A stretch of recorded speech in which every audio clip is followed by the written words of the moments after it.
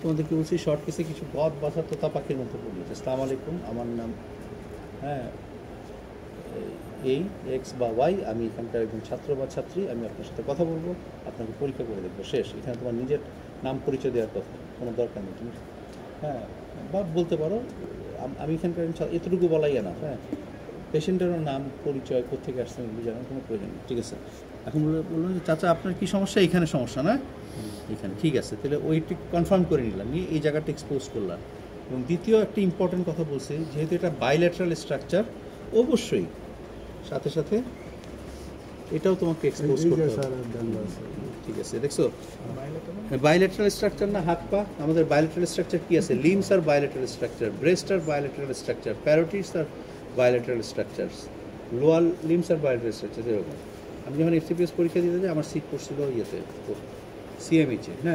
তো ফার্স্টে আমাকে ফার্স্ট শর্ট কেসটা যখন যাই, তখন আমাকে বলছে examine the right hand of this gentleman, right palm of the hand of the gentleman. আমি তো বুঝছি যেটা ঝামেলা নিশ্চয়ই লেফট হ্যান্ডে আছে, তখন আমি বলছি 2 হাত দেখান। বললো যে স্যার বলছে কিচ্ছু না, শুধু ইন্সপেকশন করে ডাইরেক্ট ডায়াগনোসিস বলো। দেখেই তো বুঝছি এটা ডুপিট্রান্স কন্ট্রাকচার এই হাতেও আছে, ওই হাতেও আছে। যদি আমি শুধু এক হাত নিয়ে বলতাম যে ডুপিট্রান্স কন্ট্রাকচার ইন রাইট হ্যান্ড, তাহলে স্যার বলতো যে যাও বাবা, এই হাতটা দেখাই দিয়ে বলতো যাও 6 মাস পরে আসো আবার, ঠিক আছে? তো যখনই দেখে বলছি স্যার বাইল্যাটারাল ডুপিট্রান্স কন্ট্রাকচার, আমাকে আর সেকেন্ড কোনো কোশ্চেন করে না, ওইভাবে হাত দিয়ে স্যার বললো আসো পরের কেস দেখতে চলো। স্যার বুঝছে যে এখানে আর ঘাটাঘাটি করে লাভ নেই। তাহলে এই কথাটা বলার উদ্দেশ্য যে বারবার যে বাইল্যাটারাল, দেখো ওনার এইখানে আছে, আবার এখানেও কি চমৎকার, এই যে দেখছো এখানে আছে, তার মানে তুমি কিন্তু মিস করে যেতে, ঠিক আছে? আচ্ছা কাকা, এটা কবে দেখছেন? 1 বছর আগে? আচ্ছা হইতেই আছে 1 বছর ধরো। আমি তো তোমাকে লেফট হ্যান্ডটাই দিছি, এটা কি আস্তে আস্তে বড় হয়েছে না দ্রুত বড় হয়েছে? বড় হয়ে গেছে, তার মানে যদি তোমাদের বলছি রেট অফ গ্রোথ। ব্যথা আছে? ধরলে ব্যথা করে। শরীরে আর কোথায় কোথায় আছে? তার মানে দেখো যে লাস্ট একটা কোশ্চেন কালকে বলছিলাম, শরীরের অন্য কোথাও আছে কিনা, এই পেশেন্টের জন্য এটা খুব প্রযোজ্য। বলছে এই যে এখানে আছে, আচ্ছা এটা ব্যথা করে। আচ্ছা যারা এই সাইডে আসো তারা বসেন কাকা, তারা এই দিক দিয়ে দেখো।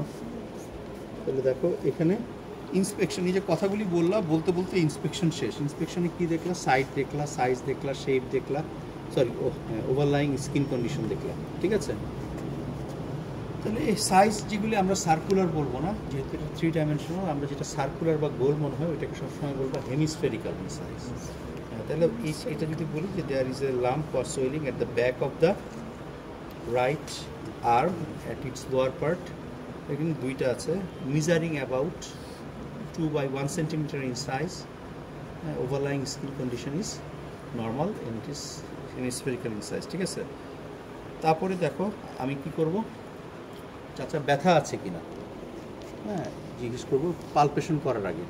যদি বলে ব্যথা নাই, তাহলে ফার্স্টে আগে লোকাল টেম্পারেচারটা দেখে নিব, দেখে নিয়ে দেখো এইভাবে দেখে সারফেস দেখলাম। সারফেস ইউজুয়ালি কি হয়, লাইপোমার সারফেস লোবিউলেটেড হয়, বসিলেটেড বা লোবিউলেটেড।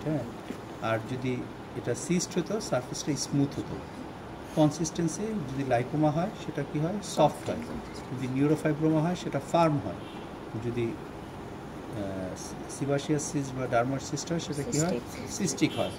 হিমানজিওমা হলেও ফার্ম হয়। এবার দেখো ওভারলাইং স্কিন ইজ ফ্রি।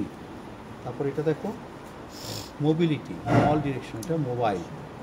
মোবিলিটি দেখার জন্য আন্ডারলাইং মাসেলকে টট করতে হয়। তাহলে ওনার এখানে পিছনে এটা কি, ট্রাইসেপস। ট্রাইসেপসটা কীভাবে আমরা টট করতে বলি, এইভাবে না এইভাবে। ট্রাইসেপসের কাজ কি, এলবো জয়েন্ট এক্সটেনশন করে, ফ্লেকশন না, ফ্লেকশন তো করে বাইসেপস। তারপরে দেখো কাকা আমার হাতটার উপর নিচে চাপ দেন, হ্যাঁ আমি উপরে, তাহলে দেখো এই ট্রাইসেপস টট হয়ে গেল। টট হয়ে যাওয়ার পরে তুমি দেখো যে এটার মোবিলিটির কোনো চেঞ্জ আসলো কিনা, না কোনো চেঞ্জ আসে নাই, তার মানে এটা it is not fix to the. আর যদি মোবিলিটির সাথে চেঞ্জ হয়ে যেত তাহলে, এখন বললো যে সারা শরীরের সবগুলি মাসেল কীভাবে টট করতে হয়, এটা এস দাস ক্লিনিক্যাল মেথডের বইটা আছে না, আছে শিওর? আমার বিশ্বাস হয় না,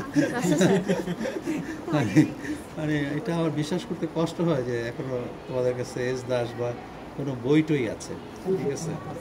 হ্যাঁ হ্যাঁ পকেটে পিডিএফ, তাও তো ভালো। ওই বরিশাল মেডিকেলে আমরা একটা সিস্টেম চালু করছি।